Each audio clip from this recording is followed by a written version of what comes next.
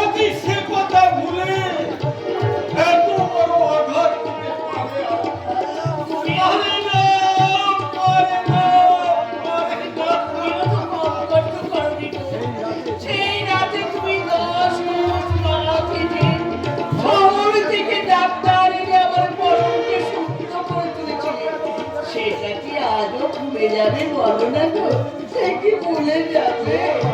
ওরে বাপের সামান্য প্রতিদান কারো কি মনে থাকে আর কি? বাবা করো,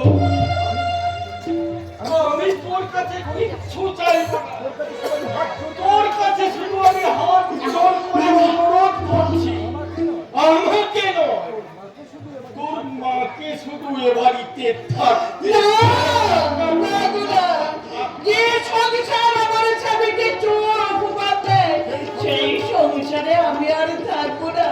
দরকার হলে আমি তোমার সঙ্গে কাজ করাই থাকবো, প্রয়োজন হলে আমরা ভিক্ষে করে খাবো, তবু তোমাকে ছেড়ে আমি কোথাও থাকবো না,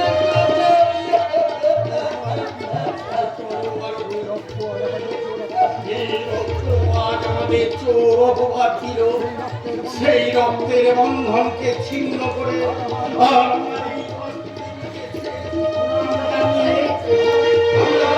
আমরা এই সংসার ছেড়ে বিদায় বাস করে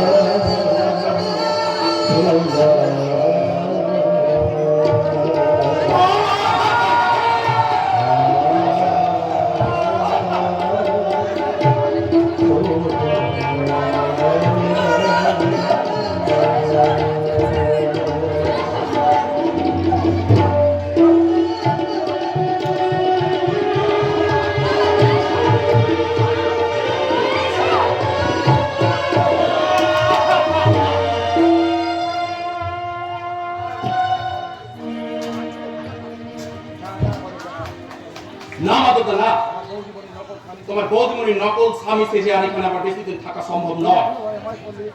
যদি কোনো কারণে মহেশ মল্লিক আমার আসল পরিচয়টা জানতে পারে তাহলে কিন্তু আমার বিপদ হবে। কিন্তু তুমি চলে গেলে বৌদিমণি যাবার ভয়ঙ্কর বিপদে পড়ে যাবো। মাধবদা, তোমার ভয়েই মহেশ মল্লিক সে খাওয়া গুটিয়ে বসে আছে। তুমি চলে গেলে শয়তানটা সমস্ত সম্পত্তি ছিনিয়ে নেবে, বৌদিমণির ওপর অমানুষ অত্যাচার করবে। না মাধবদা, তুমি আর আমি সহ্য করতে পারছি না। নিজের হাতে কোলে পিঠে করে মানুষ করে সেই ছোট্ট বাবুকে ওই নরপিশাচের হাতে নির্মম ভাবে হত্যা করতে দেখি কোনো প্রতিবাদ আমি করতে পারিনি। পাঁচের শয়তানটা একবার মাধবদা নীরবে দাঁড়িয়ে দাঁড়িয়ে শুধু অসহায় খাবার দুবার ছেলেটা কাতর আর্তনাদ আর মনে মনে শুধু ঈশ্বরকে ডেকে বলেছি, ওগো ঠাকুর, এই মহাপাপীটার সাজা দিতে কবে তুমি উদয় হবে ঠাকুর, কবে তুমি উদয় হবে? মাধবদা, তোমার তোমার কাতর প্রার্থনা ঈশ্বর শুনছে, আর সেই জন্যই তো এই সংসারে রক্ষা করতে করি, এই সংসারে আবার তোমাকে পাঠিয়েছি। মাধবদা, তুমি কিন্তু ভুল করছো। আমি তুমি যে আমার কাছে দেবদূত দাদা বাবু, তাই তোমার কাছে আমার একটা অনুরোধ, অবশ্যই এই বাড়ি ছেড়ে চলে যাও। তার এই মহেশ মল্লিক হয়তো তোমার বৌদিমণিকে একেবারে শেষ করে দেবে। একেবারে শেষ করে দেবে। না মাধবদা না, ওই মহেশ মল্লিক যদি মেম সাহেবের সামান্যটুকু ক্ষতি করে তাহলে আমি তাকে কেটে কুচি কুচি করে দেবো। কেন কেন রাজা, কেন আমার প্রতি তোমার এত কিসের দয়া? না, দয়া নয় মেম সাহেব, আমি একটা আপনাকে কথা বলতে চাই। বলো রাজা। বলছিলাম আমার বোধহয় এখান থেকে চলে যাওয়াই ভালো। কেন রাজা, হঠাৎ তুমি বলছো কেন? না মানে আমি যে গুন্ডা মস্তান সমাজ বিরোধী সমাজের সবচেয়ে নোংরা আবর্জনার মাঝে মানুষ আমি তাই তাই আমার ছোঁয়া লেগে আপনার দেহ মন যদি অপবিত্র হয়ে যায় ম্যাডাম তাহলে তো নিজেকে আমি কোনোদিনও ছোট করতে পারবো না। না মেমসাহেব নয় রাজা, এবার থেকে তুমি আমাকে বন্ধু বলো। বন্ধু বন্ধু ও গো বন্ধু আমার, আধার রাতে যদি এলে, হাতখানি রাখো মোর হাতে, আমি নির্ভয় তোমার হাতের ছোঁয়া পেলে। ও গো বন্ধু আমার, আধার রাতে যদি এলে, হাতখানি রাখো মোর হাতে, আমি নির্ভয় তোমার হাতের ছোঁয়া পেলে। ও গো বন্ধু জীবনে এনেছো পথের ঠিকানা, তুমি যে আমার জীবনে এনেছো পথের ঠিকানা, আমি ধন্য তোমার চরণে আমার পথে চলে গেলে, হাতখানি রাখো মোর হাতে, আমি নির্ভয় তোমার হাতের ছোঁয়া পেলে।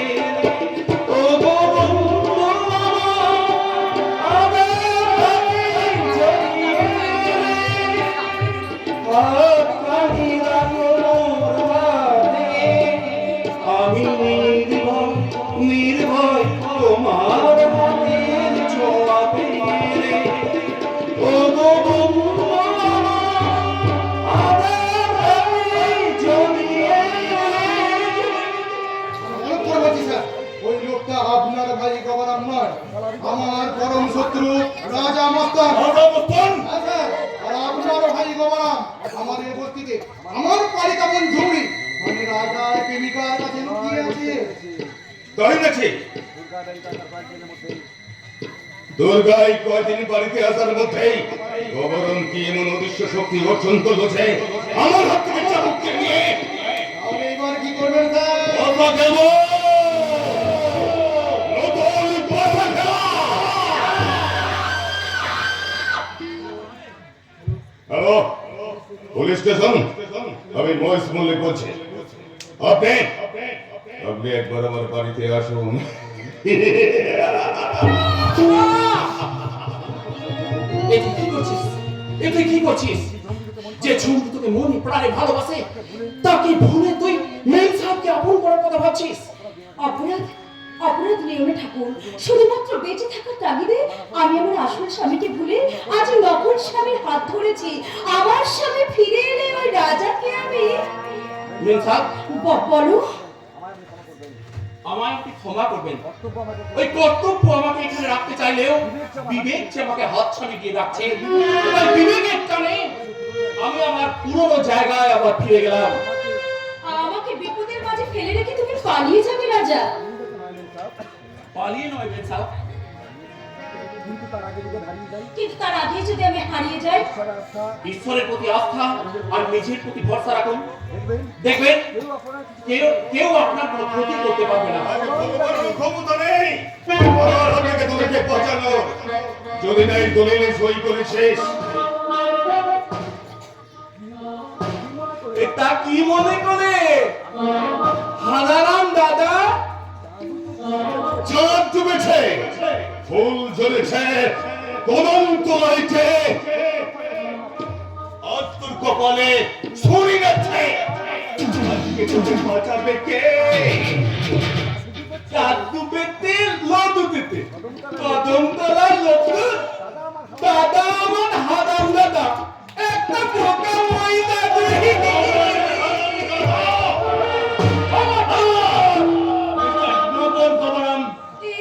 রাজা মস্তান।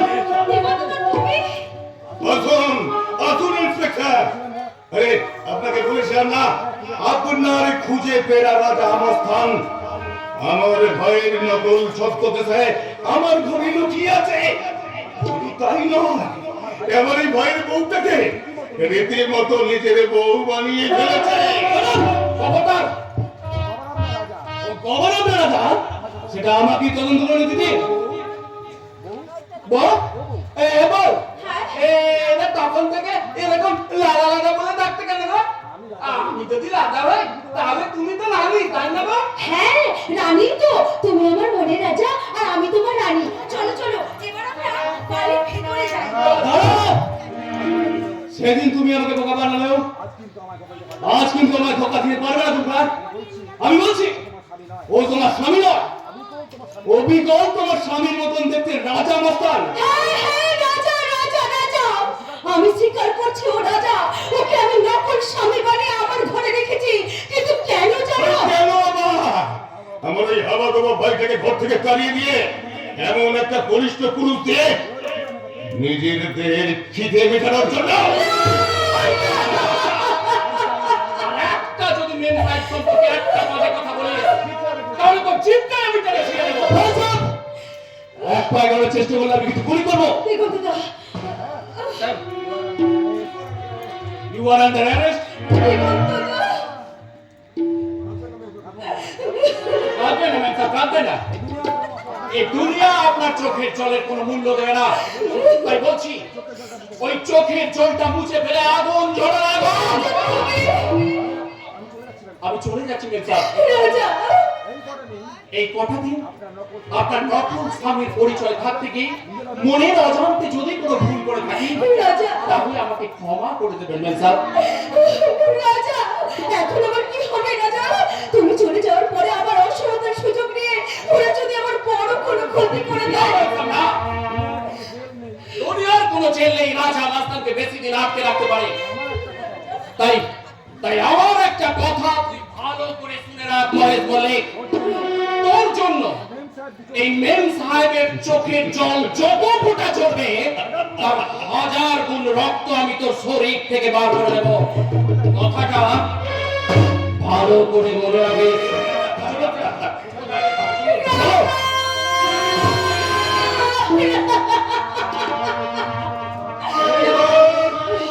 এই সবাইটাকে পৃথিবী থেকে সরাতে চলো না দয়া করে আপনি আমার স্বামীর কোনো ক্ষতি করবেন না এ তো শুধু স্বামী নয় রে দুর্গা তুই যদি আমার কথা মতো না চলিস আজ কি হবে তোর জীবনের শেষ দিন এটাই হলো তোর বেঁচে থাকার একমাত্র ছাড়পত্র এটা থেকে সই করে দে না কিছুতেই না ওই দলিল আমি কিছুতেই সই করতে পারবো না ওই দলিল আমার নামে থাকলেও আমার স্বামী যতক্ষণ না ফিরে আসছে ওই দলিল আমার স্বামীর নামে ছাড়া আমি কাউকে লিখে দিতে পারবো না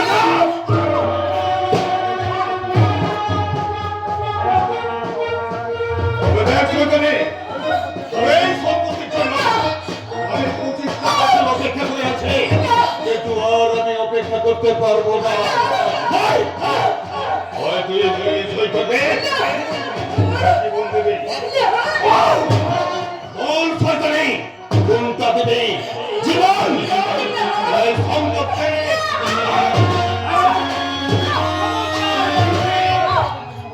তোকে বারবার বলছে ও আমাকে বাবা বলে রেখেছে ওর গায়ে আরেকটা আঘাত করলে আমি তোমাকে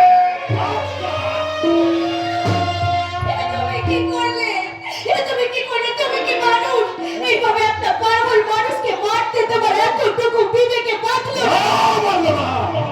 এই সম্পত্তিটার জন্য আমি আমার বাবাকে পর্যন্ত পুড়িয়ে মেরেছি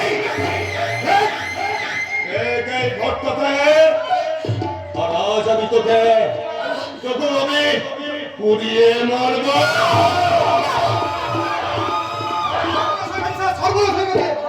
কি সর্বনাশ হয়েছে? রাজা মস্তান পুলিশের গাড়ি থেকে লাফ দিয়ে পালিয়ে গেছে রাজা মস্তান আমার উপর টার্গেট করতে পারে বলে বরং থানায় গিয়ে আমাকে সারেন্ডার করতে বলেছে তাহলে আপনি কি থানায় যাচ্ছেন স্যার না! বাবাকে কথা বলুন বাবা আমি প্রথমে রাজা মস্তানকে খুঁজে বের করবো তারপর শালাকে জ্যান্ত আমি মাটিতে পুঁতে ফেলবো তোমাকে একটা বিশেষ কাজের দায়িত্ব দিয়ে গেলাম। এই এই শয়তানকে যেভাবেই হোক এই দলিতটাকে একটা সই করিয়ে দেবে, আর যদি না সই করে তাহলে তাহলে চাবুক চালিয়ে ওই শয়তানের গাঁ থেকে একটা একটা চামড়া তুমি চাইতে খুলে নেবে। এই নাও চাবুক, এই নাও দলিল, দশটা যেন ঠিকঠাক হয়। বাবা বাবা আপনি কথা বলুন বাবা, বাবা আপনি চোখ মেলে থাকুন। বাবা বাবা আপনি উঠেছেন বাবা, আপনি ঠিক আছেন তো? এই চুরি, এই দলিলে সই কর বলছি।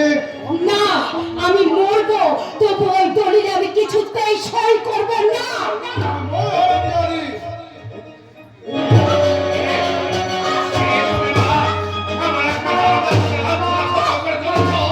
তুমি তো রানী, আপনার শক্তি দেওয়া শক্তি সরস্বতী, তুমি জানো, তুমি জানো, তুমি জানো। এই, এই শয়তান, কি ভেবেছিস তুই? নারী নারী ধীরে দুর্বল, নারী জনগণ না, যে নারী মায়ের মমতা দান করে মমতা রাখা দান করতে পারে, সেই আমার দলক দলিলে গৃহীত হয়ে তোদের মতো অসুখকে নিধন করতে পারে। মর শয়তান!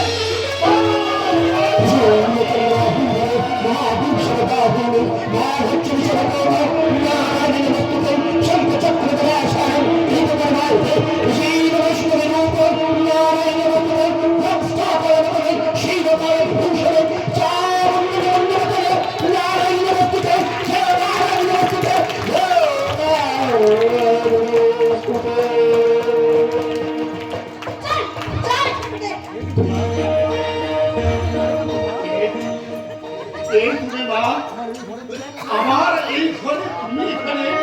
আপনার ঘর মানে? আমি তো এই বাড়ির কর্তা, আশুতোষ মল্লিক। আশুতোষ মল্লিক, আপনি অনেক কর্তাবাবু। এই সব আপনি এখনো বেঁচে আছেন? হ্যাঁ, এই তুই বাঁধন না? হ্যাঁ কর্তাবাবু, এই দিনটা দেখার অপেক্ষা এখন আমি বেঁচে আছি। কি এই ঈশ্বরের বড়ই করুণা, আমার সন্তানকে কিন্তু আপনি কে? নিশিতির অন্ধকারে অনেকগুলো বছর বোধহয় আমি হারিয়ে ফেলেছিলাম, কিন্তু কিন্তু আজ আমার সব মনে পড়ছে। আমার দুই সন্তান অভিরাম আর ভবানা, আমার সমস্ত সম্পত্তি ওই মহেশ আত্মসাৎ করার জন্য আমাকে এই ঘরটার মধ্যে বন্ধ করে আগুন ধরে দিয়েছিল। আর আমি আত্মরাত করতে করতে জ্ঞান হারিয়েছিলাম। আর আর আপনি মারা গেছেন ভেবে বড় বাবু বস্তায় ভরে সে গঙ্গার জলে ভাসিয়ে দিয়েছে। তারপর তারপর কোথায় কিভাবে যে বেঁচে গেলাম তাও ঈশ্বরই জানে। আচ্ছা আচ্ছা তুমি কে মা? আমি আমি আপনার ছোট ছেলে অভাগিনীর স্ত্রী বাবা। কি বললে, কি বললে মা? তুমি তুমি আমার গবার আমার স্ত্রী? হ্যাঁ বাবা। সেদিনের সেই ছোট্ট হাবা গোবা ছেলেটা আজ এত বড় হয়ে গেছে। হ্যাঁ বাবা। কই কই কোথায় আমার গবারা? বড় বাবুর অমানুষিক অত্যাচার সহ্য করতে না পেরে ছোট বাবু এ বাড়ি থেকে চলে গেছে। হায় ঈশ্বর! এই কথাটা শোনার জন্য তুমি এতগুলো বছর আমাকে বাঁচিয়ে রেখেছো। অভিরামের মতো গবারাবো আমার জীবন থেকে হারিয়ে অভিরাম আমার কে বাবা? আমার এক যমজ সন্তান। যমজ সন্তান? হ্যাঁ, একদিন স্কুল থেকে বাড়ি ফেরার পথে একদল যাযাবর তাকে চুরি করে নিয়ে পালায়, এবং ওই রাজাই যে আপনার আরেক ছেলে অভিরাম, তার সে বিষয়ে আমার কোনো সন্দেহ নেই। দিগন্তদা তুমি? অনেকক্ষণ আগে এসেছি, এখানে এসে তোমাদের সংসারের মনপান্তিক কাণ্ড শুনে আমি তো তাজ্জব হয়ে গেছি। এই মহেশ বলে যে এত বড় ক্রিমিনাল তা আমি ভাবতেই পারিনি। থাক, ওসব কথা এখন থাক। তার আগে তুমি বলো রাজা কোথায়? রাজা নাকি পুলিশের গাড়ি থেকে পালিয়ে গেছে। এই ইন্সপেক্টর দিগন্ত বিশ্বাসের হাত থেকে পালিয়ে যাওয়া তো সোজা নয়। আমি রাজাকে পালিয়ে যেতে সাহায্য করেছি। দিগন্তদা তুমি? তুমি রাজাকে নিয়ে যেতে সাহায্য করেছো? হ্যাঁ দুর্গা, জানি আইন হয়তো আমাকে বেঈমান করবে, কিন্তু আমি কাঁটা দিয়ে কাঁটা তুলতে চাই। ওই জন্যই তো মহেশ মল্লিকের মোকাবিলায় আমি রাজাকে এগিয়ে দিলাম। ওই অভিরাম যদি সত্যি এবার রাজা হয়, তাহলে তাকে আপনি নষ্ট হতে দেবেন না। তাকে আমার কাছে ফিরিয়ে দিন না বাবু, আমার কাছে ফিরিয়ে দিন। আমি আপনার হাত জোর করে বলছি, বাবা ছি কাকা বলছি, এ আপনি কি করছেন? কাকা বাবু, আপনি মানে তুমি আমাকে সে যে সে ছোট্ট দিগন্তকে আমি চিনতে পারলেন না কাকা বাবু? বাবা দিগন্ত? ও, তার মানে তুমি আমার বন্ধু লেফটেন্যান্ট কর্নেল ওই গৌরব বিশ্বাসের ছেলে। হ্যাঁ কাকা বাবু, বাবা কাজী যুদ্ধে শহীদ হন, সেই দুঃখে মাও মারা যায়, আর আমি মামা বাড়ি থেকে কোন রকমের মানুষ হয়েছি। দিগন্ত, দাদা বাবু, তাহলে আপনি তো আমাদের নিজেদের লোক, আমাদের বাঁচান না বাবু। আমার ফ্যামিলির ভালো মন্দের দায়িত্ব আমি তোমার হাতে ছেড়ে দিলাম দিগন্ত, তোমার হাতে ছেড়ে দিলাম। আমি আপনাকে কথা দিলাম কাকা বাবু, মহেশ মল্লিকের সমস্ত কুকৃত্যের সাজা আমি তাকে দেবই। এসব কথা এখন থাক দিগন্ত দা, এসব কথা এখন থাক।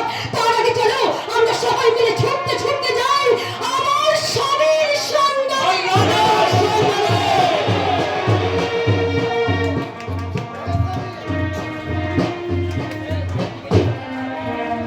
না না রাজিক না, তোমাকে এইভাবে অযথা রাখতে দেব না। তোমাকে তাদের এখান থেকে নিয়ে যাও। কিন্তু কোনো যুদ্ধ নয়, কোনো যুদ্ধ নয় সুবিধা। আমি করমকে আমার কারখানার ওভার ডিউটি দিয়ে আটকে রেখেছি। এটাই হলো আমাদের পালানোর মোক্ষম সময়। চলে এসো বন্ধু। তাই চলো ডালি, তাই চলো মস্তক, তাই চলো। আমি আমার স্বামীর সংসার ছিলেন, আমি তোমার হাত ধরে আমি নতুন জীবনের সুখের সন্ধানে চলে যাবো। তাই চলো ডালি, তাই চলো। দাঁড়াও লাগে, এ কি তুমি? মাত্র 5টা মিনিট আমি তোমার কাছে ভিক্ষে চাই। দেখি করম, তুমি ডিউটিতে থাকিতে বাড়ি চলে এসেছে। আপনার ডিউটির চেয়ে আমার জীবনের শেষ কর্তব্যটুকু পালন করা যায় আমার কাছে ভীষণ জরুরি স্যার। তাই তো আজ আমি আপনার চাকরিতে রিজাইন দিয়ে আমার শেষ কর্তব্য পালন মানে করতে। কি এমন কর্তব্য যে যার জন্য তুমি চাকরিটা ছেড়ে দিলে? একজন মানুষ শুধুমাত্র আমাকে ভালোবেসে তার আত্মীয় স্বজনকে ছেড়ে প্রায় 1টা বছর আমার পাশে পাশে থেকেছে, আর আজ আমাকে ছেড়ে চলে যাওয়ার সময় তাকে শেষ বিদায় জানানোটা কি আমার কাছে কর্তব্য নয় স্যার? তুমি কি বললে? কি বললে তুমি? আমি জানি লাগবে তুমি আর আমাকে এতটুকু ভালোবাসো না, কিন্তু আমি তো তোমাকে সেই আগের মতোই ভালোবাসি লাগবে। আর সেই জন্য তো অভাবের কারণে যে গয়নাগুলো তোমার আমি বন্ধ দিয়েছিলাম সেগুলো ছাড়িয়ে নিয়ে তোমার হাতে তুলে দিতে এলাম। কি বললে তুমি? আমার গয়না, আমার গয়না। আরে ওর কথা বেশি পাত্তা দিও না, ও তোমাকে ইমোশনালি ব্ল্যাকমেইল করতে চাইছে। না স্যার না, আমি কাউকে কোনো ব্ল্যাকমেইল করছি না, বরং আপনার ডিউটি জীবনের মেল বন্ধন ঘটিয়ে আমি আমার নিজের জীবনটাকে এই ব্ল্যাক লিস্টে ফেলে দিলাম। যাও আমি যাও, আমার মতো এই ভিখারির কুড়োঘর ছেড়ে ওই ফুরন্ত সুখের রাজপ্রাসাদে গিয়ে রাজধানী হয়ে থাকবে। যাও, আমি তোমাকে হাসি মুখে বিদায় জানালাম লাগবে, হাসি মুখে। অযথা ওর অভিনয় দেখে সময় নষ্ট করে কোনো মানেই হয় না। তুমি চলে এসো আমার সঙ্গে। দাঁড়াও ভয় করে। এই মানে পথে ধরে অন্যে তোকে বুঝলিয়ে পালাতে আজ আমি তোমাকে দেব না। বলে কি যেতে দে শোন। না দাদা না, অভিমানের বসে কখনোই নিজের অধিকার নিয়ে কারোর সঙ্গে আপোষ করো না। তুমি তোমার বউকে জোর করে আটকে রাখো, প্রয়োজন হলে তোমার বউকে শাসন করো। আর আজ আমি ওই শয়তানটাকে বুঝিয়ে দিচ্ছি অন্যের ঘর ভাড়া পরিণাম কতটা ভয়ঙ্কর হতে পারে। ভয়ঙ্কর। উঠে আয়।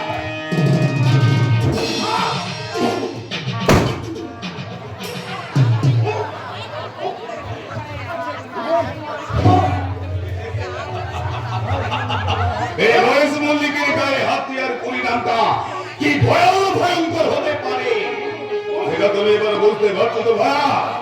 চলে আসুন আপনি। কি হলো রে ভাই?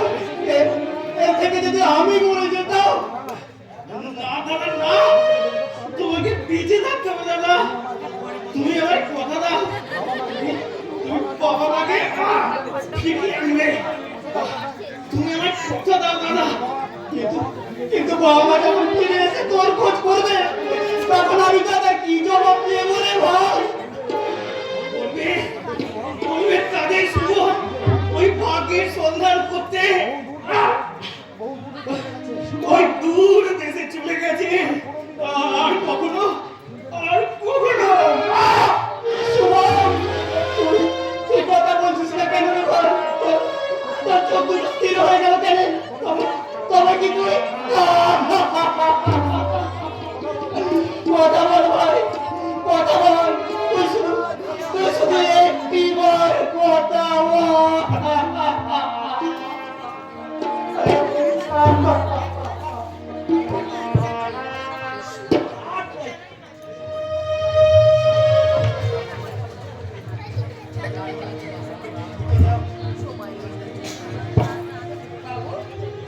পয়সা ভিক্ষে দিন না বাবু, দুটো পয়সা ভিক্ষে দিন না।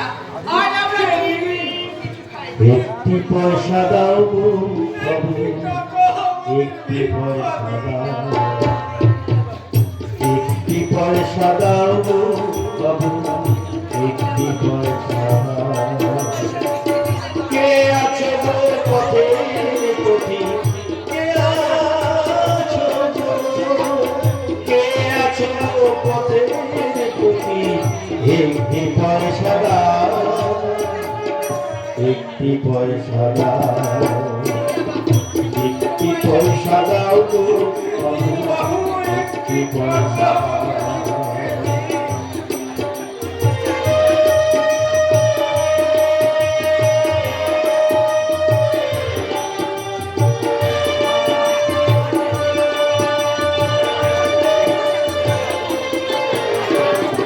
এ পৃথিবী